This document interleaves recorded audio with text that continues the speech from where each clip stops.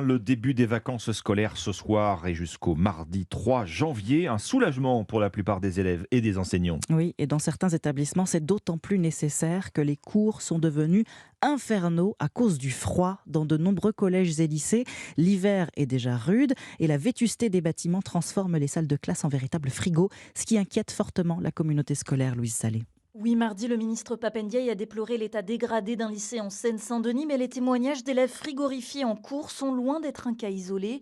Une mère d'un élève de terminale dans un autre établissement francilien l'affirme sous couvert d'anonymat. Depuis lundi, les profs ont mesuré à 14 degrés 8 dans les salles. Tout le monde a gardé sa doudoune pour travailler. Les enfants avaient les doigts gelés. Il y en avait qui n'arrivaient pas à se concentrer parce qu'ils avaient trop froid. C'est remis en route correctement. Sauf qu'il y a un problème récurrent depuis des années sur le chauffage de ce lycée. Et en cas de coupure de courant provoquée pour délester le réseau électrique, j'ai peur que, vu l'état des chaudières, qu'elles ne redémarrent pas correctement. Et dans la Sarthe, Geoffrey Gaylor-Remeau, enseignant élu syndical au SNES, décrit une situation similaire dans un collège à La Flèche. Lundi matin, les salles de classe étaient à 12 degrés. C'est un collège qui a été construit dans les années 70, donc qui n'a quasiment pas d'isolation. Tout parent n'envisage pas que son enfant reste une journée entière dans un établissement littéralement glacial. Une pétition a même été lancée par les parents et le personnel qui a exercé son droit de retrait. Pendant 1 heure lundi, les enseignants n'ont pas donné cours. Louise Salé.